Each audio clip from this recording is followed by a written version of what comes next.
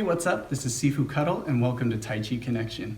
Today we're going to be looking at going from a Repulse Monkey position to a parting the wild horse's mane technique. Now, it's a very simple setup because we're moving forward. It's similar to doing parting horse's mane to parting horse's mane. However, there's two things that I want you to look at in particular that make this a very important teaching technique. And that is, one, we're not going to withdraw and we're not going to pull back our hand when we move forward. We want to think of moving up towards the hand.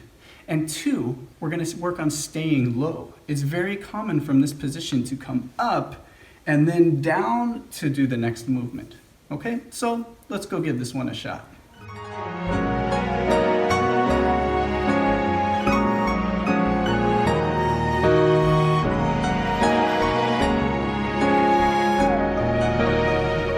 So we're starting from a Repulse Monkey position. So we're going to go to our light empty stance. We want to have most of the weight on our back leg. We're going to be pressing forward. So remember, it's key to start with the correct weight distribution.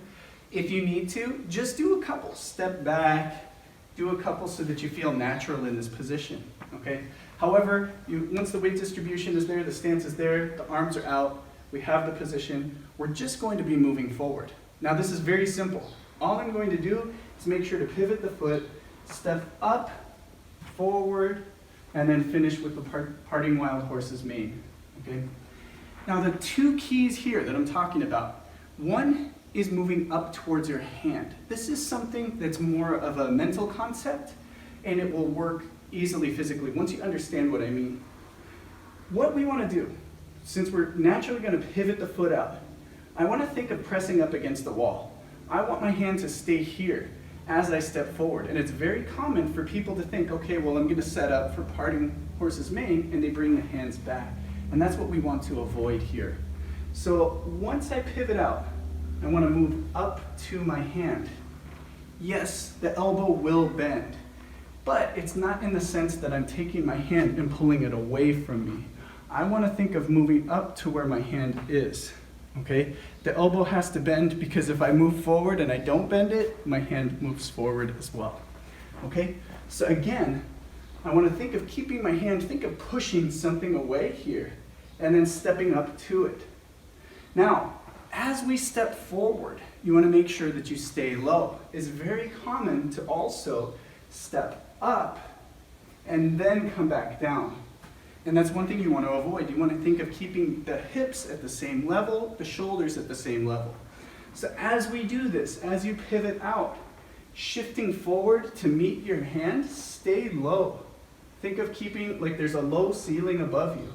And then once you step out, it maintains that lowness. Okay, you want to keep that same level, that same height as you finish the technique. One more time from this angle. From here, again, I want to make sure I come up to my hand, okay?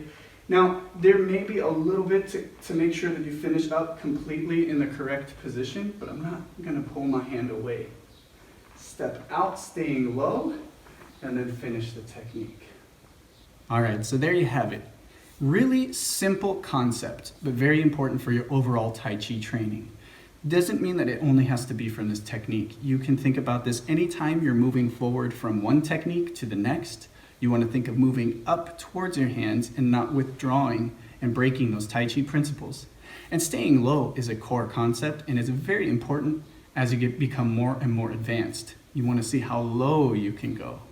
Okay? If you enjoyed this video, hit that like button, and as always, be sure to subscribe. Till next time, this is Sifu Kuttel. Bam!